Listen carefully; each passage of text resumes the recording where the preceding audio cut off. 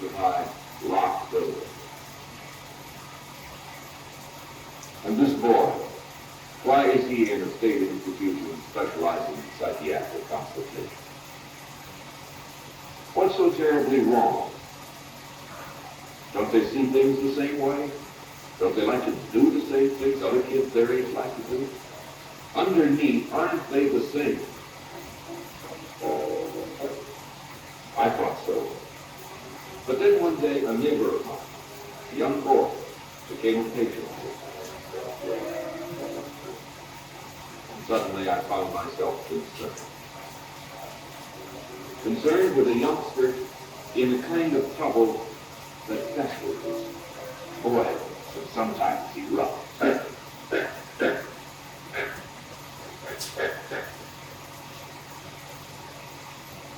There are people skilled in that kind of thing here. Social workers, psychologists, nurses, psychiatrists, and staff, all trying to find out why. Trying to introduce logic into an illogical pattern of behavior. Patients range in age from 4 to 84, but mostly they're youngsters. They're referred here by various state agencies, the Division of Children and Youth, county mental institutions, the Division of Corrections, the Juvenile Courts, the Division of Mental Hygiene. They range in mentality from the mentally retarded to the very gifted. And each patient presents his own unique problem, a problem his family and home community cannot hope to handle alone. Problems that are sometimes named from chronic brain disorders through transient situational personality disorders to epilepsy. And then, again, there are problems that sometimes cannot be named. They've been taken from their home communities and placed in an institution, each with his own unique problem of trying to live with others and trying to live with himself. And the function of the diagnostic center is to discover the problem and discover the reason why.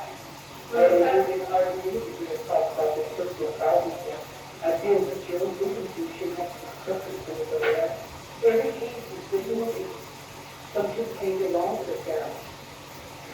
It's kind of what my dad did. I didn't like that.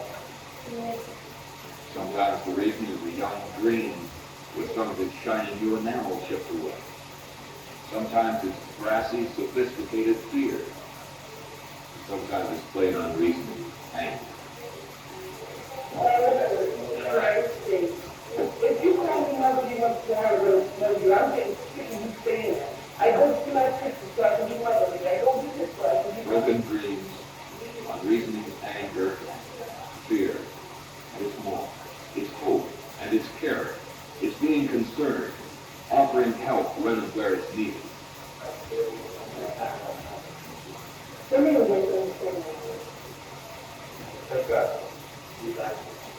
Dr. Daniel Blaine, psychiatrist, once said, "We live our lives in one of 4 zones. Zone 1 takes in all who are born. In Zone 2 are those who handle the ups and downs of life without outside help.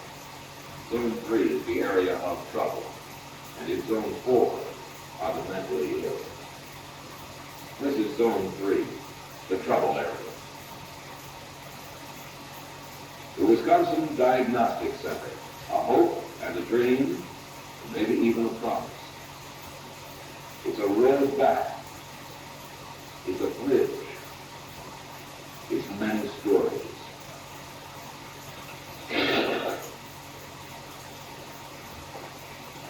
How you doing, Chip? Can I give you a hand? I don't feel like doing it right now. All right, you don't have to go to bed. A person having difficulty coordinating his hands may be demonstrating an emotional upset. A youngster might decide that OT, occupational therapy, is just too much for him. He doesn't want to go.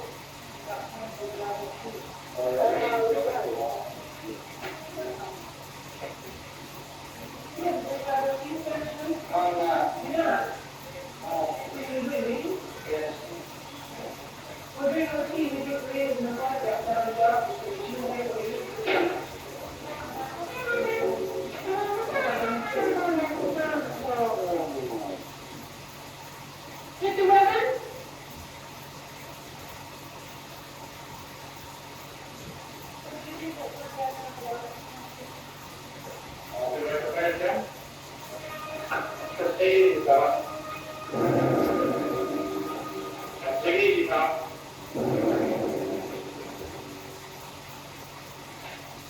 Sometimes the youngster wants to get a little aggressive. Maybe even he doesn't know the reason why. Yeah, put it down. Other times he may decide to be uncooperative. Here's some paper, pencil, and don't you start off and draw this first. Lower part, Well, doesn't matter whether you draw a full part. Any way you like, just draw this first. you have to pencil, drawing pencil or something. No, I think you might as well try to do the best you can to be. Hang on, a ruler or something, compass. No, that's only correct. Just draw first as good as you can. On the surface, it might seem that a patient could behave in any way he wanted. But discipline is necessary for any form of living, because discipline is a sense of the order of things. So there are limitations, there are rules that must be followed. Since you looked at it, now it's time for you to remove it. Thanks so much for that, yeah.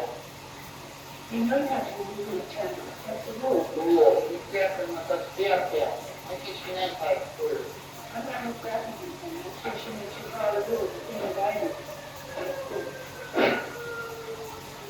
Can't do that long for one. Hold me. I don't want to hurt. Push your guy out. Push.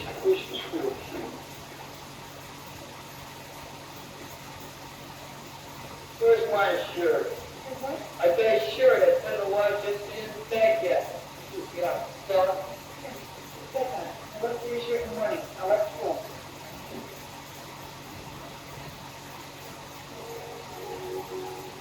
His name is Timothy Charles Blake. He's 14 years old. He lives just down the street from us. But that doesn't really matter.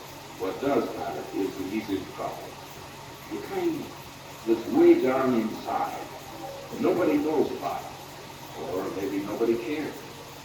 Until it threatens to erupt into something serious, something to upset the equilibrium. And then people care. This is Zone 3. The trouble there.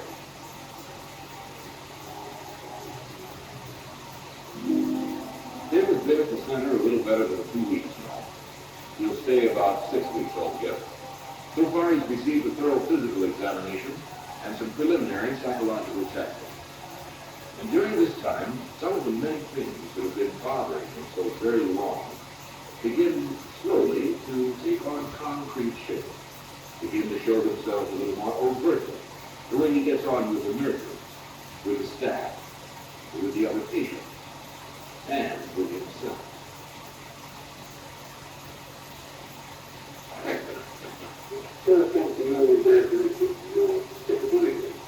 Well, a lot of things together. What's he like? I don't know, bad guy.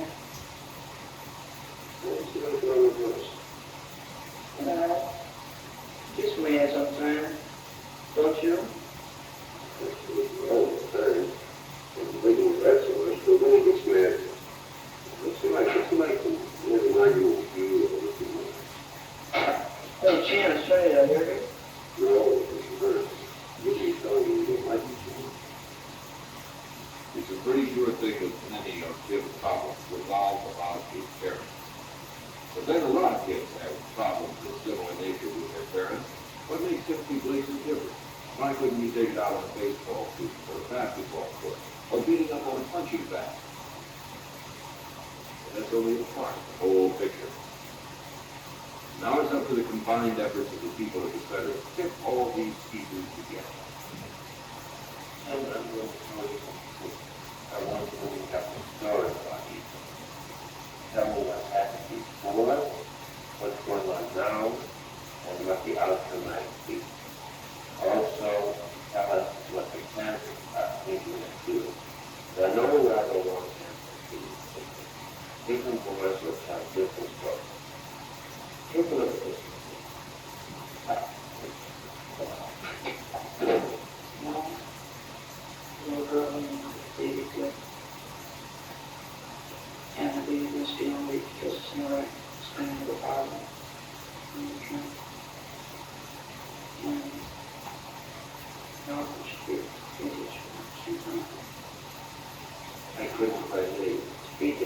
sometimes? These are children sometimes. What are the kinds of thinking and feeling?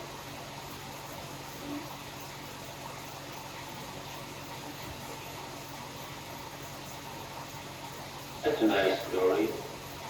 Now let's take a look at another one.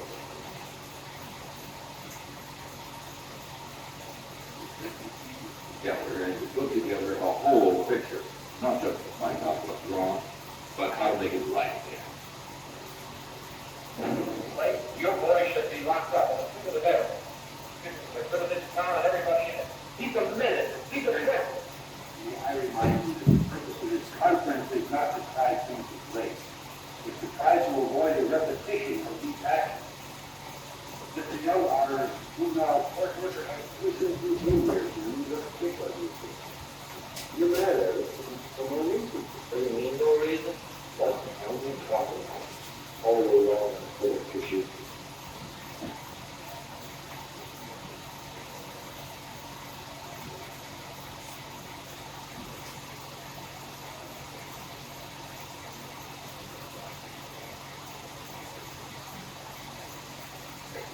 That's normal feature as well as his stuff in mathematics.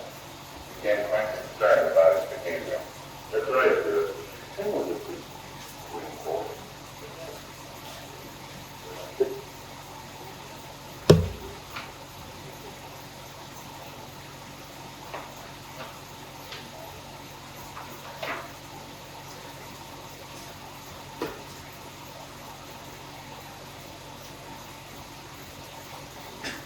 Not too, you know what I mean? He's all right. But it's always asking her that. Why doesn't he make up his own mind? But basically, well, he's a good kid. Will you continue, please, Dick? Yes. In discussing him with his father, I find that Mr. Blake took this, finds it difficult to get through the line. That's not true. They always so true. Diana, you can't deny we've had our moments. Well, The other day I tried to talk to him. He was working on this model of an airplane, and he does a good job on these airplanes. We got a letter from school, the third one this year, so I tried to talk to Tim. I said to him, Tim, what's the matter? Why don't you want to cooperate with these people in school? And he shouts at me, leave me alone, and Why don't you cooperate? I never had your opportunity. Make your mother proud. Yeah, why don't he? our minister says discipline. Discipline? What's discipline? A stick? I've even tried that too. It doesn't work. I've offered companionship.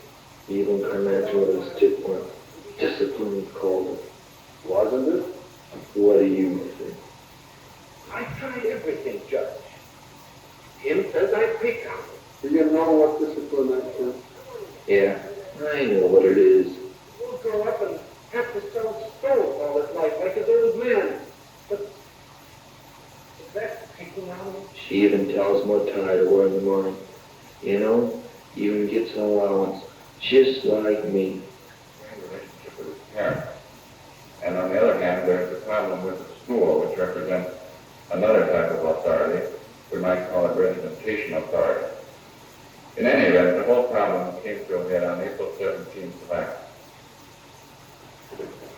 Where's the error in that equation? I don't know. Did you do your homework last night? Yeah, I did know what. And you still don't know? No, I don't. Does anybody? Martha? Where's the error in that, Martha? right here, 3 after 0. Fine.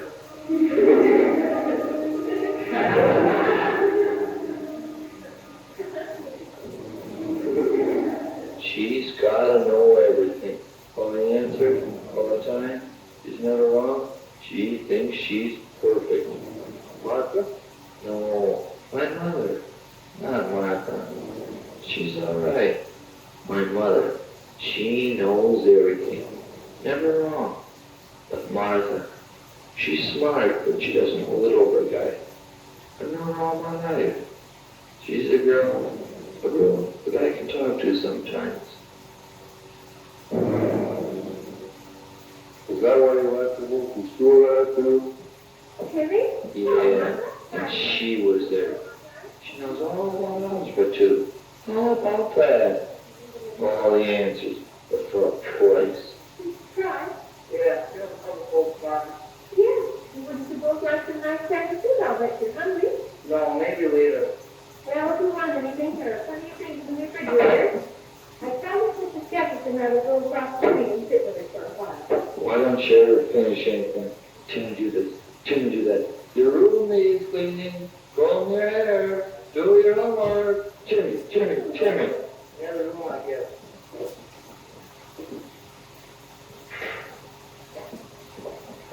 Oh, Tim, did you make this? Yeah, here's your coat, Martha. It's absolutely beautiful. I'll bet you there's awfully proud of you. Leave your coat in the chair 5 minutes. She's on your back. God, it's so much there. So why did you finish them? What's the matter? You sick or something? Nothing's the matter, Martha. So let's get to the algebra. If you and Never let you forget how smart she is. Catch her ain't gonna stick just once. take a problem. Yeah, What problem? let's take... Homework. Timmy, ready for school. Timmy, wash your face. Timmy, I just can't stand that kind of thing. Tim, are you paying attention? You see this knife, Martha? Yeah. You know what I'm gonna do with this knife? I'm gonna hurt you with this. Unless you take your clothes off. No! What? Don't argue with me, just do it. Timothy Blake! You're a big dope.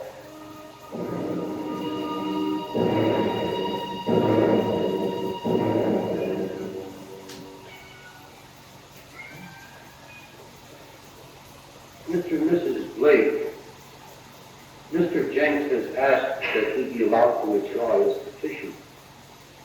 But obviously we can't let Tim off with merely a sermon.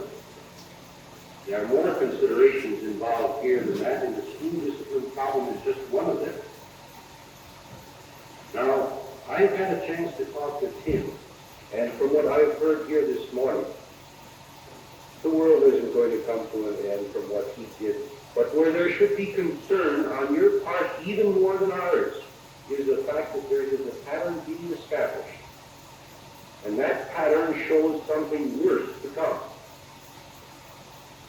It's unfortunate that we don't have the resources or the facilities in this community to make the type of a study we need now.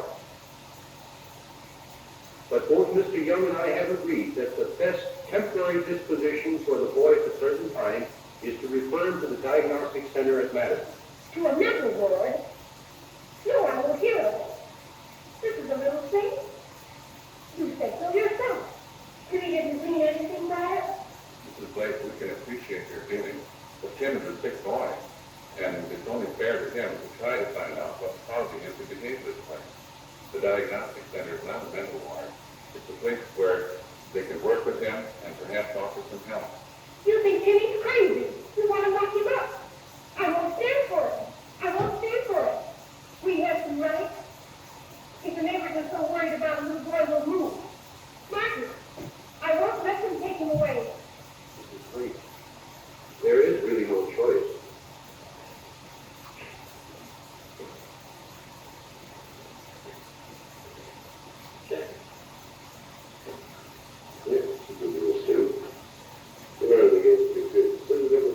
And so it goes. As Tim says, if it isn't look at pictures, it's push the blocks around or talk. And that's still only a part of the whole diagnostic picture. At one time in our lives, all of us are in pretty much the same state, infants in arms. In zone 1 are all who are born. But then a great and wonderful change takes place. And an individual person begins to emerge from a cocoon of diapers and pablum and baby powder. The infant learns. He learns to walk, to talk, to think. And the infant becomes a child. He learns to make his hands work for it, to create or destroy, to build or tear down, to use or to misuse. And during this formative period, the child's hands need the guidance of older, wiser, stronger hands.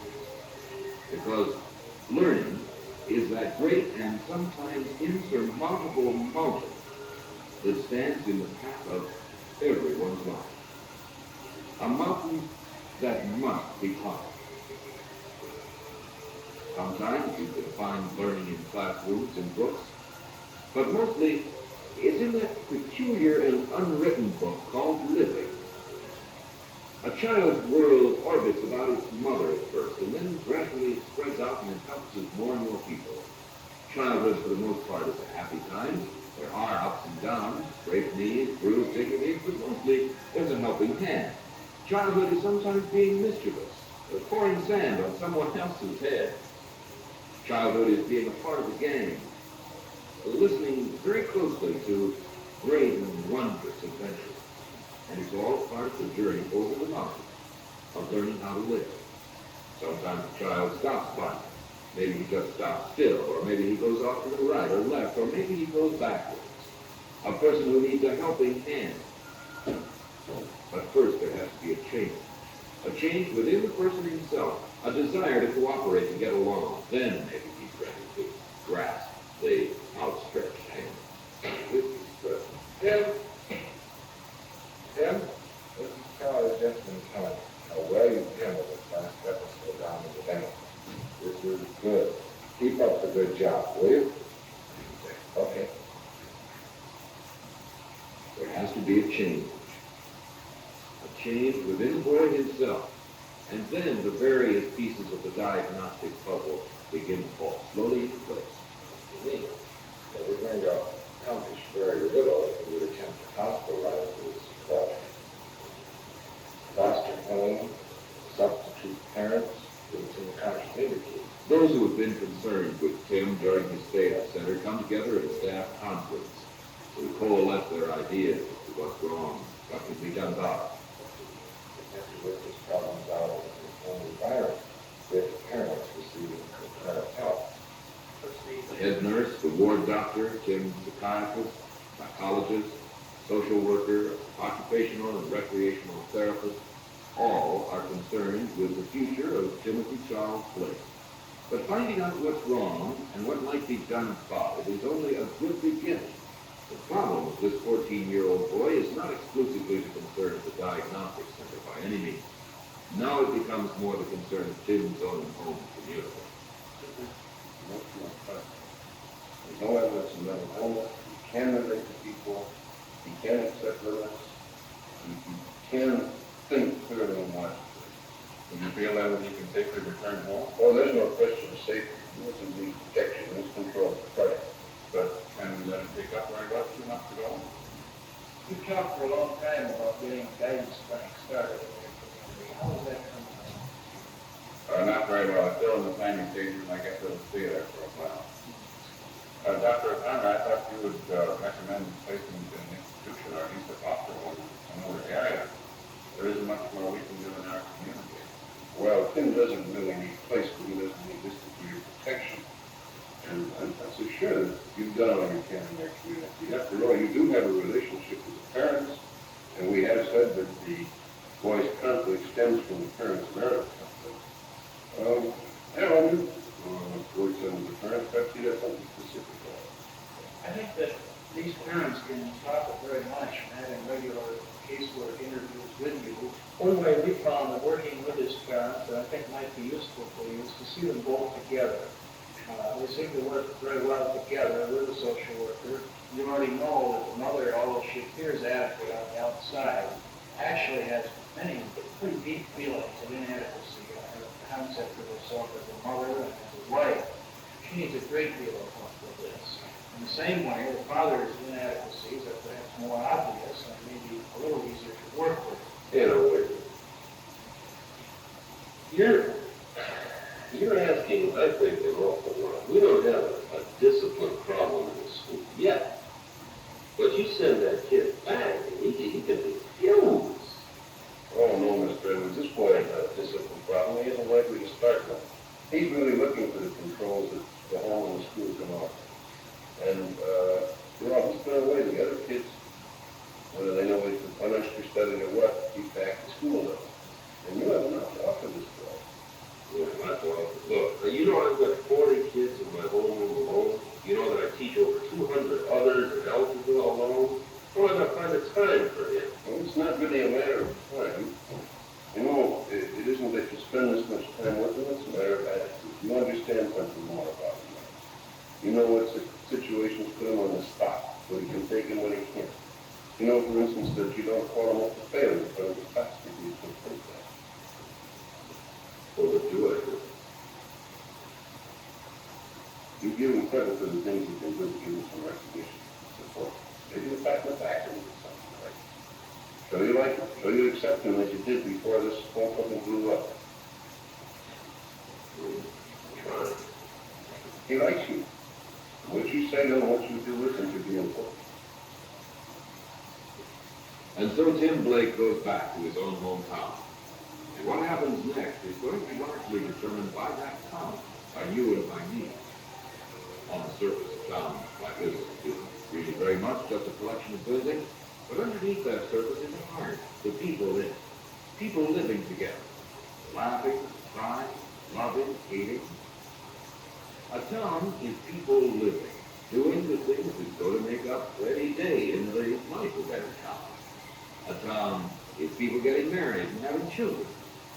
And children are people too. They grow up, learn, become adults, and make the town new all over again.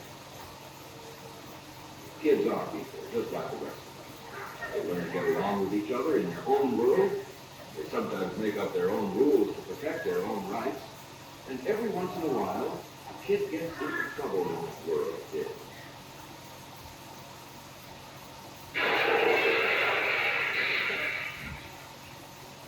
Like as not, he'll run from it. That's the way of a youngster at first. And when he's caught, well, he can usually take care of it himself. After all, that's a part of learning how to live too. But then, sometimes a kid gets into trouble in our world. And that can be a pretty serious business. Tim Blake will come back home pretty much the same boy who left 2 months ago. But those of us around him, we have a little better understanding now. It's a good beginning, not an end. It's only the close of one chapter in the life of one boy and the beginning of another.